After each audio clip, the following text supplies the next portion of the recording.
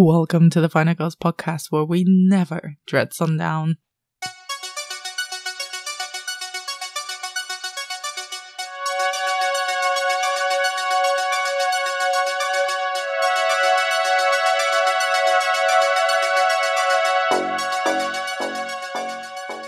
I'm Anna Bogutska, co-founder of the Final Girls Collective and your podcast host.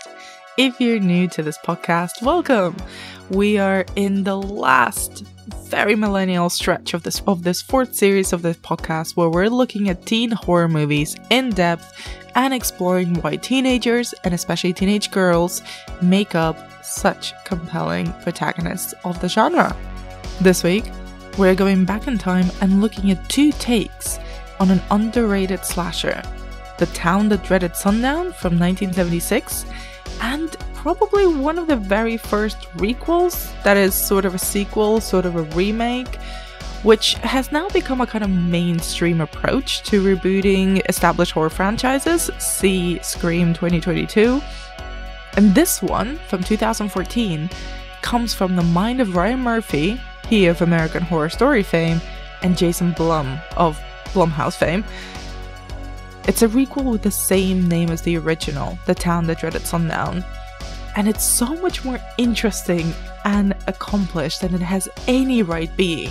So if you haven't seen any of these films, I actually encourage you to listen to this episode, because it might be quite interesting. They're not films that really have much of a spoiler thing to them, but they're so underseen, both of them, that if this episode encourages anyone to discover The Towns That Dreaded Sundown, then my job is done. Joining me to go over both of these strange slashers is the absolute horror legend, author of 1,000 Women in Horror and many other seminal books on the genre, is Alexander Heller Nicholas.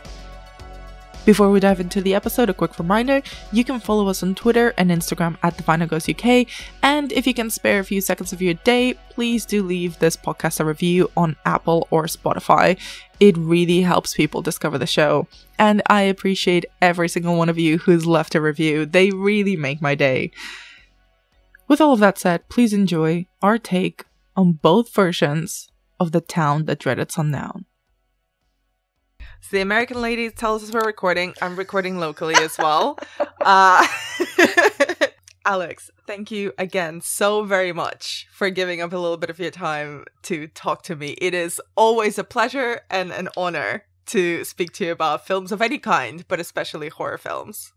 It is more than mutual. I'm so excited to revisit these. I hope I don't fuck up the title. That's my biggest fear. That's the most challenging thing. I think in email I used 10 different titles, and I've started calling it The Town That Dreaded Beyond Sunrise as a joke, and I know that that's what I'm going to call it now. I'm going to... So, yeah, count how many times I fuck up the title. You know what? I'm not even going to let you know, because I'm excited to see what variations we get throughout the next 45, 50 minutes. We'll just stick to The Sound That Dreaded Before Sunrise. Yep. You know what? It could be the most niche of horror spoofs. I like that. It's a mashup that we have to have.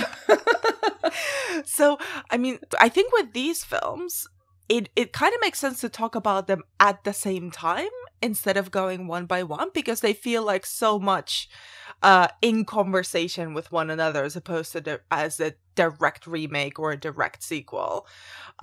But I wanted to start first of all with the 1976 one, and would you mind kind of introducing your own relationship with the film and kind of where does it stand in horror for you personally? So I knew The Legend of Boggy Creek really well, the 1973 mockumentary, docu-fiction, whatever you want to call it, by the same director as Town That Dreaded Sundown. I always did it. A guy called Charles B. Pierce, who of course is really important to the story of the 2014 version. So I really saw this the first time, I think, just as a sort of, it was when I was doing my found footage horror book. So I was really into the Legend of Boggy Creek, which I actually don't think I ended up really talking about in the found footage horror book, but it's kind of related, it's got that mockumentary vibe.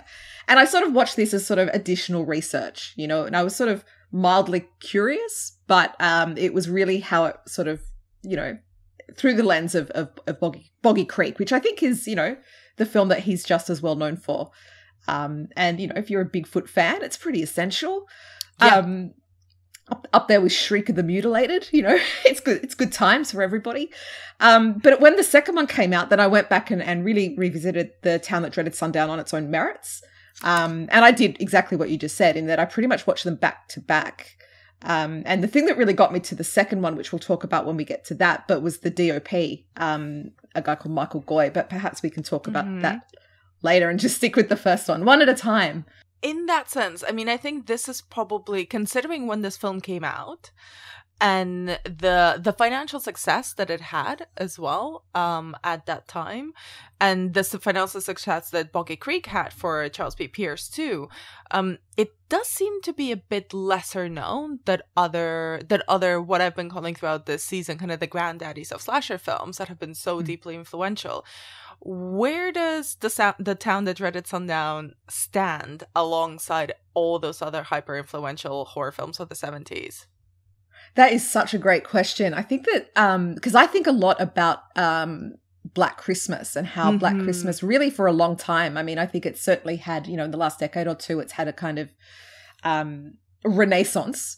But for years, you know, in the 90s and 80s, it was forgotten, you know, like it was sort of, you know, there was that assumption that 70s horror was very much those sort of indie darlings. You know, you had Texas Chainsaw Massacre, you know, you had Halloween, you know, all of those big names. And those indie filmmakers were like the core, you know, you know, David Cronenberg and sort of starting with Night of the Living Dead, you know, the American, what's that great documentary, the Adam Simon documentary, The American Nightmare. So those kind of core films were really it for, you know, North American horror. And Black Christmas doesn't really fit into that, yet it sort of historically, it's a slasher film that really obviously predates Halloween. It's such an important film historically, but because it was for a mainstream studio, it sort of fell off the radar a little bit, which is a tragedy because it's an amazing film. I know we're not talking about this film here, but for me, it's almost like a spectrum where those really big cult indie films are in the middle. We have Black Christmas at one end, but at the other end, we have The Town That Dreaded Sundown. You know, it sort of also fell off the radar a little bit because Charles B. Pierce isn't one of those big indie darling horror guys. And I think it's really fascinating to think of in context to sort of being at one extreme and having Black Christmas at the other extreme, but having all of those other more really, really cult famous films sort of in the middle. And yeah, I don't know if there wasn't the remake or the reimagining, the revisiting, the requel in the parlance of Scream 5, the very requel. Very good. Yeah, I mean, I don't know, you know, if this wouldn't have been remembered as much as The Legend of Boggy Creek. So yeah, I think it's a really fascinating film just historically in terms of horror history. I think so too, and I think it does get forgotten or kind of not talked about in the same way. And I wonder, there's a couple of ideas, I think, as to why that might be. But I actually, despite the fact that I had seen the requel first before seeing the original 76 film, I had completely blocked out of my mind that it was a Ryan Murphy production or a Ryan Murphy initiated production. And I was reading a couple of interviews between him and Jason Blum, and they had sort of they were attracted by the fact that people didn't really remember this odd little film from the 70s. And obviously that meant it was cheaper. There was not as much IP recognition, but we'll get to that. But what I did find really strange when I was watching it is that it feels so incredibly contemporary and not of its time. And I wonder if you could kind of talk a little bit about what makes it stand out from other films that perhaps got more recognition from that era. Yeah, it's a really, really interesting film, I think, on that front. I mean, one of the most immediate things about it is that it's a film set, obviously based on a true story. So it's based on the, what was it called? The Texarkana Moonlight Murders was another name. So 1946, I think it's like 8 months. It's not even a year after the war ended, World War II ended, that the actual murders took place and that the film is set. But then you have the original Town That Dreaded Sundown in this really interesting position to Vietnam. So we have these two sort of films that are very closely connected to a very intense wartime headspace in America more broadly. And I think that that's really interesting in relation to some of these other films that we're talking about, that it's very kind of common, things like Last House on the Left, and, we talk about in relation to Vietnam for very, very good reasons. It's a really powerful film about that particular zeitgeist. But this film is explicitly about war. Like, it's really explicitly talking about, we are now in a post-war period. The soldiers have come back. Our boys are back. It's really, really curious in that sense, I think. And where it overlaps, I mean, I love the narration, and I love that the requel continues the narration. And every time I see, especially the original, it always reminds me of John Larroquette from Texas Chainsaw Massacre. That sort of that great voiceover. Introduction. Yeah, and it's a really important, and again, carrying on from Charles B. Pierce's relationship to mockumentary or docudrama. Again, we can be loose with our terms here, faux documentary. We do have that, I think, with the Town That Dreaded Sundown. We have this real life event, we have this voiceover, and ostensibly, a lot of the things that they talk about in there happen. That the Phantom Killer never got caught. That's true. So yeah, it has this really interesting relationship to the world, and I don't say that in the sense that this is an authentic movie, but its relationship to the world more generally, in relation to this sort of post-war imagination that straddles both 1976 and the time that it was set, 1948, 1946. 46. Yeah. It's really fascinating to me, and it does it in a very, very different way than those really big cult indie darling horror films were at the time. So I wanna ask you about that, but first I wanted to get into a little bit this true story element, because I did, when I was watching it, and obviously this is informed by the humongous rise in true crime content over the last decade, I'd say, both in podcast form, in documentary, let's call it loosely documentary-based content, fiction as well. There is now a language of true crime that we're very familiar with. And watching this a fictional slasher film from the 70s, I was so surprised, so taken aback by how similar the tone was in so many ways. And this kind of true story element, I wanted to dig in a little bit into it, because it went big and bold with the true story element, didn't it? It wasn't, inspired by true events. It said, this is a true story. All of this actually happened. So where do you I'm not really sure how to formulate the question. I find it really interesting. Kind of, what do you think about how it went full on into this confusing, murky territory of saying, no, this fictional slasher is actually true? I find this stuff so interesting. I've always been like a true crime junkie, like really like a teenage boy for true crime. Like I just live for the stuff. And, I remember getting books from the library when I was a kid, like on the Manson family. Oh my God, I'm going to eat every page. Like really. And I've spent a great deal of time trying to kind of, especially with this sort of mainstreaming or the Netflixing of true crime, where it's something that you just binge a series, hung over on the couch on a Sunday. There are obviously really big ethical questions about that, and it's something that I think, especially with this sort of renaissance of true crime, that I've had to sort of, why did these bug me? I don't tend to get sucked into the Netflix stuff as much as I do other kinds of true crime. And it's like, well, I sort of get a bit morally uncomfortable, and it's like, well, why? That's really hypocritical. So it's made me really address my own biases and, what I find to be, acceptable to be a consumer product, basically. So, this fits in a real, I'm going really broad here. Sorry. It sounds like I've got totally it's fascinating. Keep going. Subject. I'm having a minor stroke. Oh my God. No, I think I love my guests to have existential crisis on the podcast. I think it's kind of my thing now. You got the right girl. That's why I'm here. So, something like The Golden Glove a couple of years ago was such an enormous revelation to me, because of it's a tragedy. The pain and the tragedy of that film was so real to me, and it really clarified a lot of the key elements of my own relationship to true crime. And also the style, I have to say that I really grew up, with TV true crime, which were old reruns of really old movies. And a lot of them come from this time. So, you look at the 70s, obviously, if we consider Texas Chainsaw Massacre true crime or not, it's like Psycho, right? Like there's this loose sort of connection to Ed Gein I don't know. There's a loose inspiration. Yeah. Exactly. Like, I don't know what we want to tie them in, but certainly, you know, the Zodiac Killer film, a really, really big one for me has always been, which I think has actually got a really interesting relationship to this film in its tone, is the Leonard Castle Honeymoon Killers from 1970 with Shirley Stoller and Tony LaBianco, which of course is based on the Lonely Hearts Killers from the 1940s. So you have this 70s film made, you know, inspired by this 40s true crime story, and there's this really kind of gritty documentary vibe to it. I love the Honeymoon Killers. But even 1976, like the year that this came out, we had the big Helter Skelter film, the Manson family one. There was the Jess Franco Jack the Ripper, which I didn't realize how mainstream that was, but my mum in like rural Australia saw that. Really? She's like, yeah, she loved it, and she's like never heard it. You know, she's not cult. She's like, I would never MGM associate musicals. Jess Franco with mainstream. That's baffling. Somehow, I mean, maybe it was just an Australian thing, but somehow that got mainstream play here because my mum was nuts for it. And she was a big Jack the Ripper fan.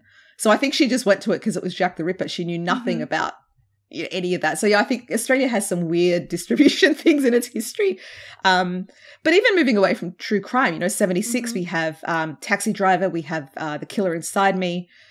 Lots of really interesting stuff is going on. And I think that both Taxi Driver and Killer Inside Me do have, you know, they're fictional films, but they have this sort of authenticity really that just rips your guts open, you know, like they're so raw. And so there's something perhaps about the aesthetics of true crime from this particular moment that speaks to me personally. But as you say, you know, how does that inform contemporary stuff? And I think collectively, that's almost like ground zero for true crime, not just storytelling, but tone and mood and you know what we expect. You know, I think the expectations for true crime were really set with films like that, and things like, you know, the Boston Strangler, and you know, there's a whole bunch of films that I'm you know, earlier films that I'm not talking about, but certainly in regards to the 70s and 76 in particular, it does fit in the sense that it's a piece of the puzzle, I think, of the history of true crime.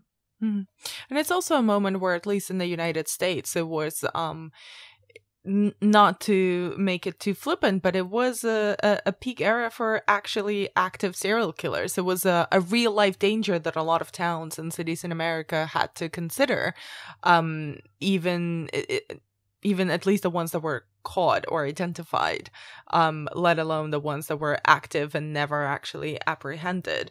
But there is something about the structure that I really wanted to talk about, the structure of the film, because it is so odd. It's the narration, it's the nostalgic element to it, it's the fact that it's about the town and the investigation, and the killings are very slim, but when they appear, they're quite brutal.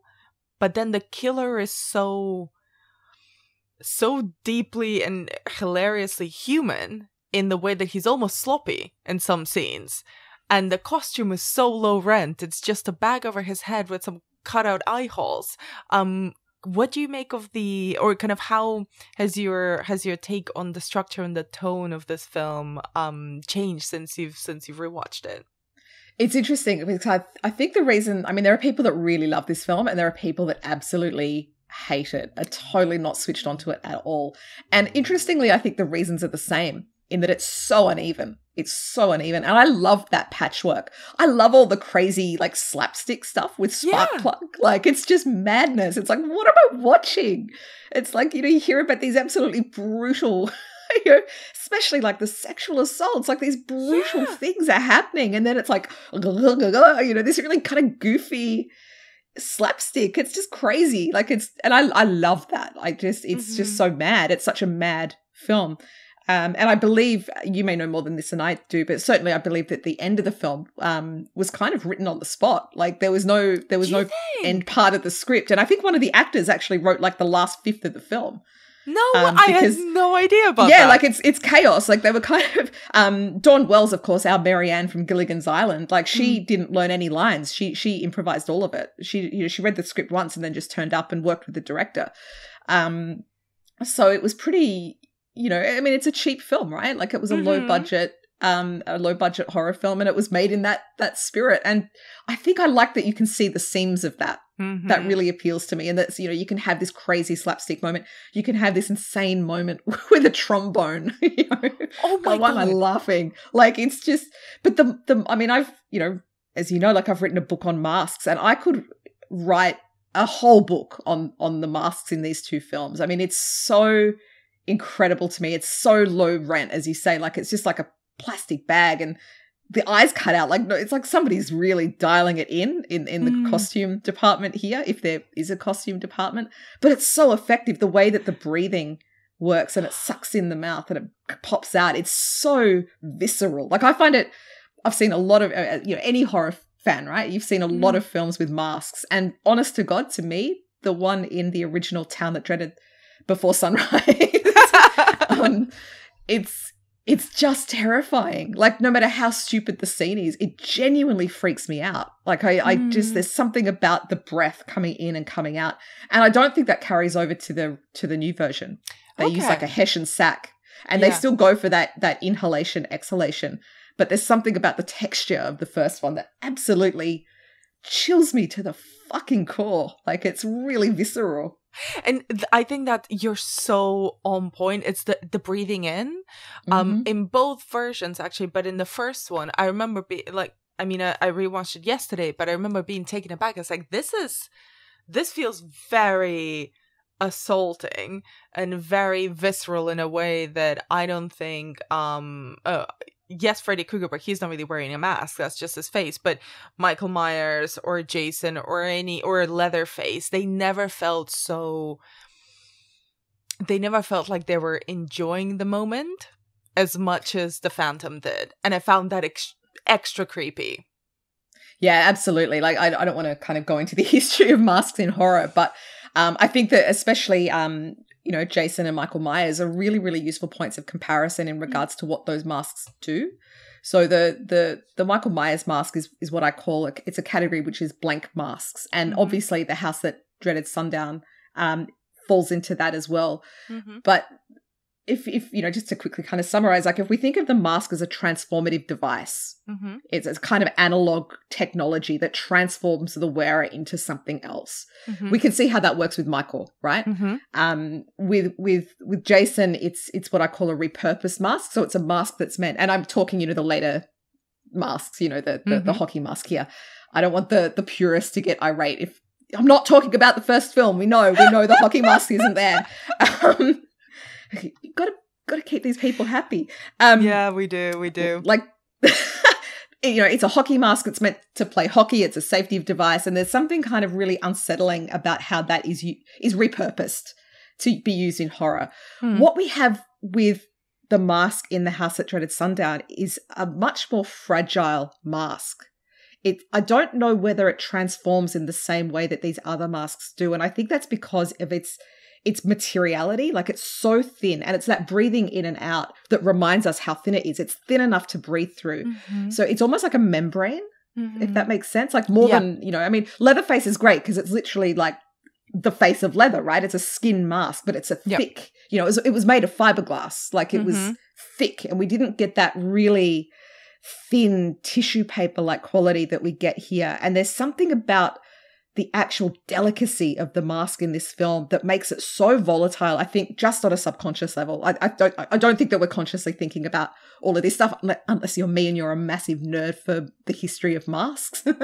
But there's something about that mask, the fact that you can breathe through it, the fact that it's so rippable. Like, you could just reach your hands up and just rip through it. And again, I think that's more than we see in the 2014 version, where we see it pulled off in a kind of Scooby-Doo moment. But we just don't have any equivalent moments in this original one, and to me that's actually much more disturbing. I want to use kind of the Phantom, the killer itself, as a way to start talking about the requel from 2014, because the ending of the film received I think I was reading a couple of reviews from the time and some of the more contemporary reviews of the film, people hated the ending of the 76 version because it never revealed who the killer is. It just said that he was still at large. And I personally love that. I find that chilling. I find that even if it was improvised, it might have been just an accidental stroke of good fortune or good storytelling, whatever it might be. But I think it works because it's satisfying in how unsatisfactory it is for me, because not to be extremely, I don't think it intends to be realistic, but a lot of killers don't get caught, and the legacy of them remains in the town. And I think that works so nicely, so much nicer than just finding out who it was or what their history was. The blank slate of the killer is so much powerful for me. And I wonder kind of what do you think about the ending, and also how that became an entry point for a new version of the film. Yeah, absolutely. I mean, I think if you look at The Town That Dreaded Sunrise, like the original version, in the context of things, not just the Zodiac Killer, but, you know, that legacy of Jack the Ripper. So that there's a sort of tried and true history, right? That there's this fascination, this ongoing fascination with, you know, they're still out there. So I think it was, and, you know, they never caught the real killer in Texarkana, right? So it made sense to end it that way because that's how the story ended. You know, if they're ostensibly presenting it as a true crime film or a true story, which, as you say, they very much do. It's so interesting because a lot of the women in the film were actually based on victims, on actual real victims, but a lot of the male characters weren't, and I find that so interesting. You know, like really, really fascinating sort of decisions made in that original where they decided to stick with the true story and where they deviated from it. There was no real spark plug, I believe. I could be wrong here, and apologies to the real life. I don't want to start a third film in this by a podcaster accidentally neglecting to No, I want to see that film. I want to see that film. The veracity of Sparkplug and his grandchildren coming back to seek vengeance. I've seen worse films, to be honest. I've seen films with dumber premises. Look at us pitching. I am here. I'm waiting for the podcast horror wave. I thought we were going to get it after the 2018 Halloween, and I'm still waiting. Listen up, Jason Blum. We're giving you this on a platter. Podcasters, international market, ready to go. I've just goofed off. I've totally forgotten my train of thought here. You were talking about kind of you mentioned that the female victims were based on real life victims, but the male ones were fictional. That's right. But and also the original. The people hating the end of the original. Yeah, because it's a really upsetting ending, and it's a kind of film that you don't think you're going to be upset by because it's kind of goofy and random and, you know, uneven, as we said. And again, I don't say that as an attack. I like it for its unevenness. But I mean, I think it's a great ending. I think it's a perfect ending. And I love that, you know, that you know, the killer, you know, with his shoes lining up to see the film is just fantastic. I adore it. It's so good. You know, Gene Siskel kicked off about it in particular, you know, like, oh, you know, it doesn't have an ending and, you know, there's no hint who the killer might be. But it's like, that's the point. The killer could be anybody. You're like, it could, you know, it's this amorphous, you know, in that way it ties into films as different as things like, you know, The Entity. You know, it's no one and everyone in that there's an amorphous ambient threat. And to me, that's absolutely, even in a kind of silly film, that's really scary. And stories like, you know, again, Jack the Ripper and Zodiac Killer really brought that idea, I think, into the popular imagination. And if anything, I think that I was disappointed with the new version, you know, with the ending of the new version. So, yeah. So let's do the new version in reverse. So let's start with the ending of the new version and kind of like what about the ending of the new version did you find disappointing? You know, I have to be honest up front. Again, this sounds like I'm having a kind of geriatric moment here, so forgive me. But the boys I fancied when I were a teen were not the boys that turned up in horror movies, unless they were like, you know, freaks being, you know, kind of dealt with quite early in the film. I like the weird boys. And I stand by my love of the weird boys when I was love young, the weird boys. You know, I like the weird boys. But I like the weird boys now. Go weird boys, I love you. I have to stop myself from bringing up Ed Kemper on dates, Alex. We're the weird boys. Like, I love Corey. Like, Corey, I just think, like, for me, is one of the very, very, very, very rare slasher boys that I genuinely love. And it breaks my heart every fucking time. And I say that probably, and I hate to say this, as a mother. It used to, like I just love that boy. He's a nice boy. He's a good boy. See, I'm going into, like, my Greek heritage is starting to come through. He's a good boy. And he just damn broke my heart. Like, it's like, no. And we didn't need it. And can't I have Corey? Can't I have one boy just get murdered and that be it? And not have the twist that he's an asshole? He's so sweet. You know, he's so nice. And I love, totally not my kind of guy. So again, I think I'm saying it probably as like a maternal thing rather than a kind of, oh, I fancy Spencer Treat Clark, who I think is in the new Salem's Lot. Good for him. I hope good for him. Good on you, Corey. I hope I don't have complicated feelings about him in that film. So I do have that bias. I absolutely come to it with that bias. So I can't say whether I've built my critical response to the ending around this very, very deep maternal love that I have for the character of Corey, which is so stupid when I say it like that. But I mean, to me, the whole point of it is that it is amorphous, is that it is an ambient threat. And to sort of, I mean, I think it's always interesting in any kind of film, rape revenge especially, but any kind of movie at all where the police are culpable. I think that always speaks to a fear and a kind of cultural anxiety about power. And the official representation of the law that, in many places right around the world, we have genuine reasons to have those anxieties. So to me, that's always interesting.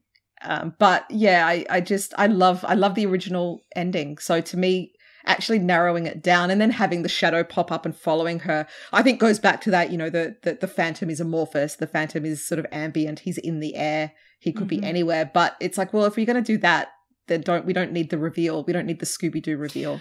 Yeah, and you mentioned Scooby-Doo before, and I find that to be the best possible summation of it, because the revelation that it's not one but two killers, but also that one of them is the grandson of one of the victims, not even the killer, and the other one, that Corey's motivation really struck me as extremely dumb, but kind of in a teenagey way of, I'm really angsty, I'm a teen, I don't want to be a jock, but I'm built like a jock, so I'm going to murder a bunch of people. It's not necessarily a train of thought that I follow, with all my respects to Corey, who seemed lovely until he turned out to be a killer, or a highly suggestible killer. But what I wanted to talk about as well is the legacy of the film within the film, which is what I found really interesting, and it is a real life tradition. I think Halloween or Christmas, they started doing it at Christmas. Texarkana would screen the Town That Dreaded Sundown, the 76 film. And then they, in the film, that tradition is in the 2014 film, this is going to be like a tongue twister. They also have that tradition. The murders start again. And the imagined son of the real life filmmaker, Charles B. Pierce, also plays a role in the 2014 remake. And the motivation of the killers is that one of the male victims was not included in the film that became such a sensation. So that very roundabout explanation of what happens in the requel, what do you make of the role that the 76 film plays in the requel? It's wild, huh? Like, that is wild. When you actually sort of summarize the plot like that, it's like, what the fuck are you talking about? Well, like, quite. Are you high? Like, that is insane. And it's the audacity of it. I love it. I love the audacity of it. It's just so completely brazen. And it only makes sense in a world where the town where these things happen in real life plays the film. Like, there's a logic there that is crazy. Like, it's so wild. I mean, I didn't know that was actually a thing, that there was a real, that film is like a kind of cult, like a kind of social ritual. And I was trying to think of equivalents of it. Like, we don't play Snowtown once a year in Australia. I mean, I do personally because I'm sick and I love it. I think it's a great film. But, the good people, and I want to speak actually very briefly now that I've touched on this. The Snowtown murders mostly happened in suburban Adelaide. They didn't happen in the nice little town of Snowtown. We call it Snowtown. I have to put that in every time I can. It's completely irrelevant. But fair enough. The people of Elizabeth and Snowtown don't sit down and watch Snowtown once a year, because that would be kind of weird, right? It would be weird. The only who am I to judge? The only equivalent I can think about is fictional. It's the Stabathon in the Scream franchise, is the fact that they play the films that are based on the real life killings in Woodsboro. I don't know, there's something about the audacity of this and the genuine affection for it. And I think you get that sense of genuine community affection in the film. Like, there's a scene where a guy turns up in like a t-shirt of, and you've got, your kind of Christian There's folk so much merch at the gate. Yeah, like all the, it's like, this really happened. And you have these layers upon layers upon layers. And all of that feels like it's driving. And this is really fascinating, again, on that kind of, ethics of true crime. It feels like it's almost flipped in that the fact that the killings almost happened is there to support the fact that Charles B. Pierce's grandson is a character, rather than the other way around. And when you actually think of the ethics of that, that's really fascinating. And it makes logic, it makes sense in the film. And I'm certainly not saying that the film is unethical for doing it, but I think that we can accept that they're watching the original version in the 2014 version. But we do need a little bit more hand-holding when it comes to Charles B. Pierce's grandson being a character. And that's wild. Like, what does that say about us? That's what we need our hands held over. And also played by Dennis O'Hare, who, and I think like this is where I put my Next Supreme / American Horror Story / Ryan Murphy stan hat on. This is essentially a offshoot of American Horror Story. The director, Alfonso Gomez Rejon, was started off and directed many, many episodes of AHS. Obviously, this is produced and based on an idea, a project of Ryan Murphy. You wanted to talk about Michael Goy, the cinematographer, who also has worked a lot with Murphy in American Horror Story. I mean, Michael's like an Emmy Award-winning cinematographer. He was the head of the ASC, I believe. I would have to check that, so forgive me if I'm wrong there. But certainly, a very well-regarded, awarded cinematographer. And absolutely, director. And director, which I was going to touch on. So I got to know Michael through my found footage horror book when I was writing on his film Megan is Missing, which is it's an extraordinary film, and every couple of years a new generation discovers it, and it astonishes me. But what is more extraordinary is that it always it astonishes Michael. And he's on the record for this. Every couple of years, it'll turn up like the big TikTok thing a couple of years ago. This whole new generation, and there's something about it that seems to transcend the specificities of social media. There was like a Tumblr thing a couple of years before the TikTok thing, when Tumblr was like a big thing. And I think it's an incredible film, and I know, it's very controversial, but certainly for Michael himself, and again, he's on the record with this, his intentions with that were really to make like a safety film, like an after school, and it has those after school special vibes, but then it just turns into like this insanely violent torture porn. And I don't usually use that phrase, but they're the aesthetics that film was sort of working with. But it's not just a torture porn film. So Michael's got a lot of experience, just with working with young people. He's obviously somebody who's thought very deeply about, adolescence and threat and violence and all of those things. And I don't think you can explicitly see that come to the table in what he does in The Town That Dreaded Sundown. But at the same time, knowing that he has that background, there's just, I solely watched this film when it came out solely because of Michael's involvement. Aside from anything, he's a beautiful photographer. And I think that's actually one of the things that always floats to the surface with the 2014 version is just how good it looks.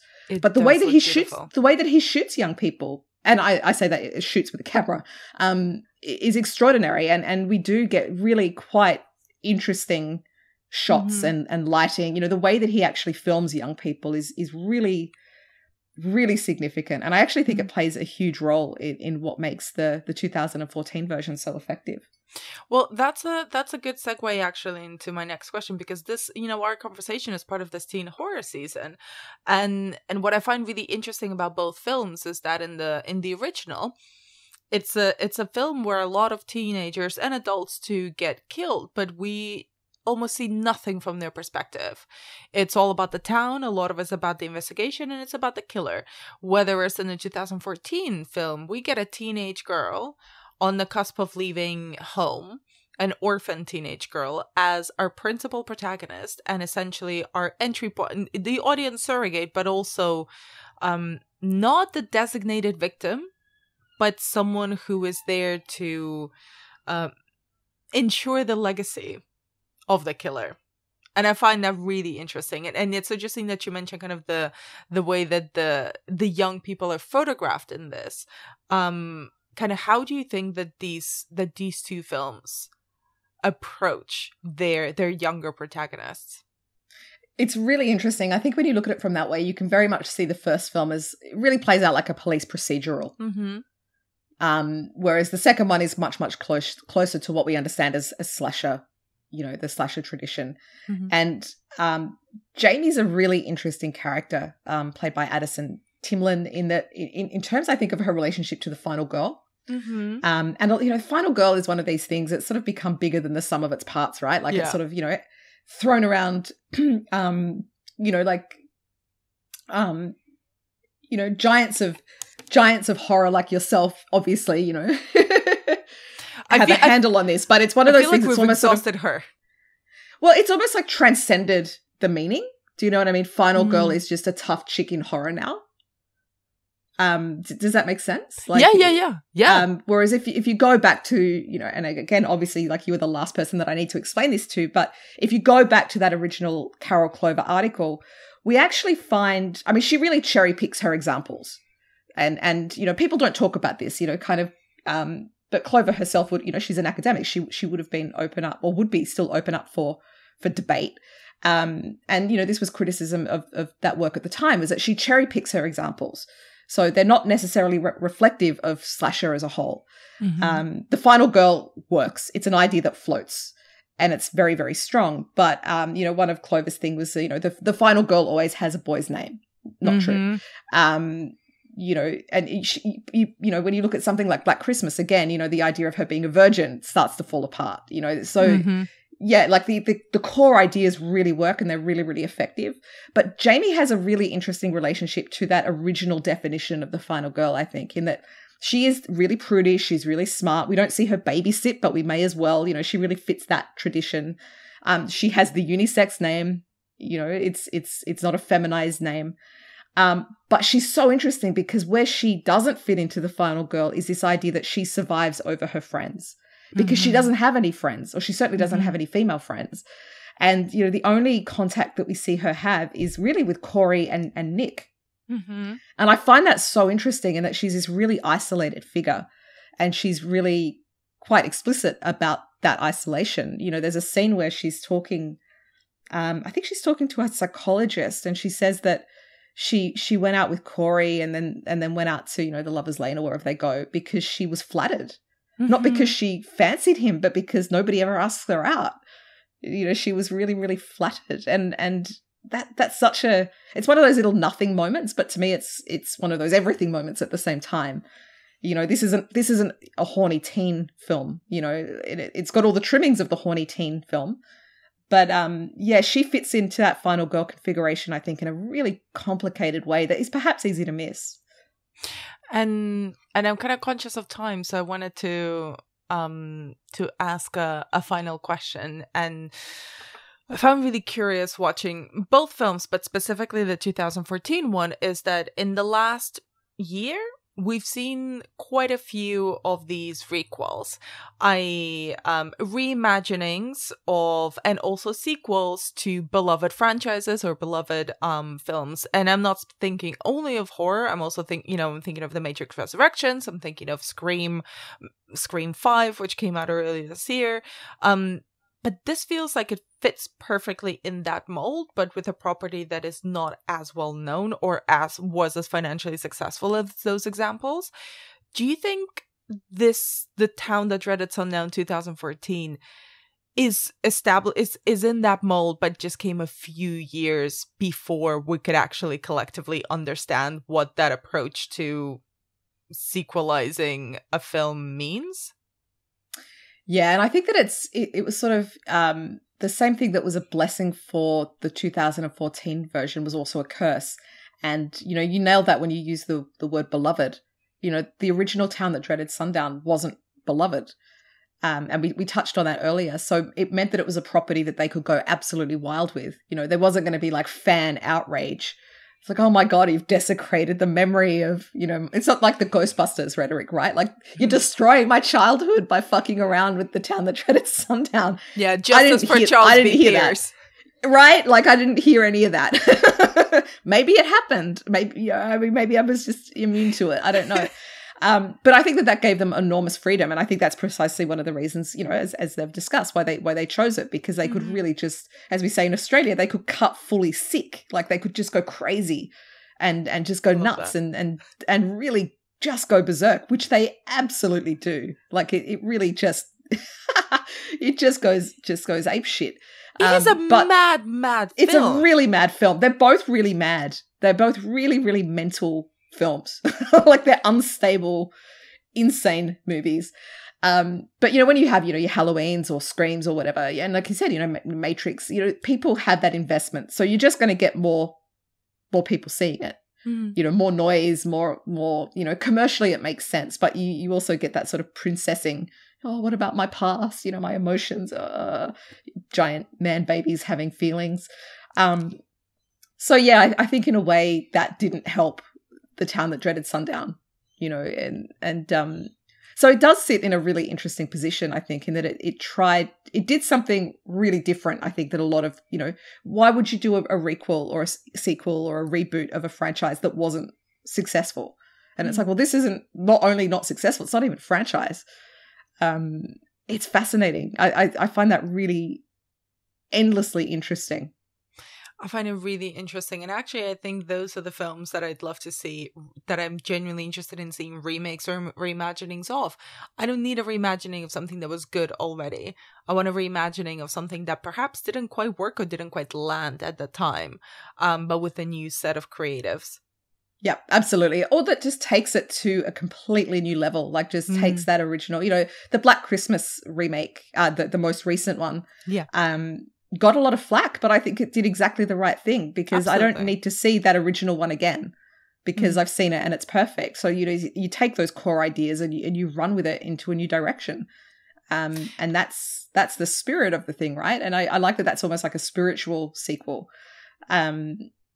It's got the same kind of essence. I know that's a sort of a little hippie, but yeah, like I mean, there's so many films that are great that could have that done to them. Like, we don't need constant fan service.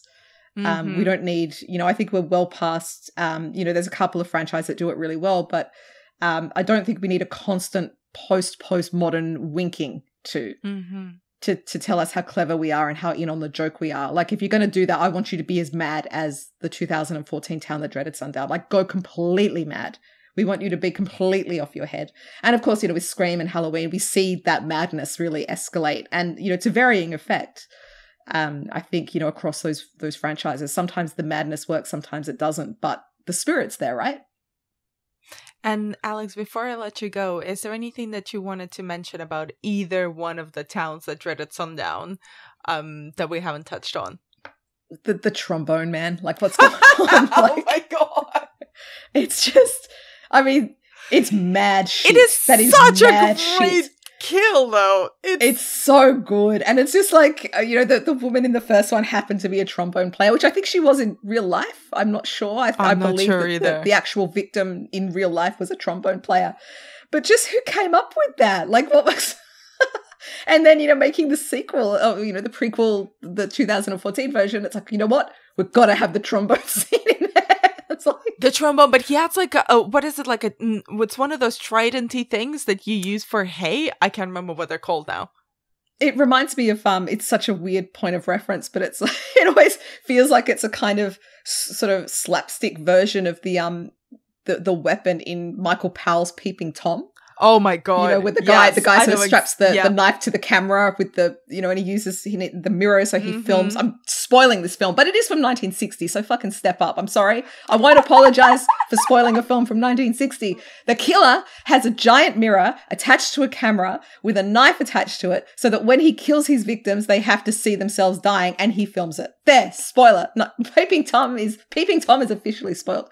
The trombone doesn't have the same spectatorial, you know, power of the weapon, but it's just as sort of, you know, this idea of this sort of goofy homemade weapon to serenade them. I don't know. I can't for the life of me think why that's an idea that anyone would do. And I love that it happened. It's one of my all-time favorite slasher kills. It's up there with the kebab from Happy Birthday to Me. Like, it's really good. It's a really solid kill. It's solid because it is so... I can see that they thought it would be extra scary and gruesome and grotesque, but it does just come off as goofy. It's like, Buster Keaton's here to... Oh, dear. It's really goofy. If Buster Keaton never made a slasher, he would have made the town that dreaded Sundown. There, I said it. That I would pay to see. That is a film that I am here for. Alex, thank you so much for your time and for your generous insight. And for anyone who's not yet following you online, where can people find more of your work? I'm on Twitter. You can find me through my name, interestingly enough. And yeah, I have a website that's linked to from there. And Twitter is sort of the little central hub. So find me there and you'll find all the stuff that I do. Beautiful. Thank you so much.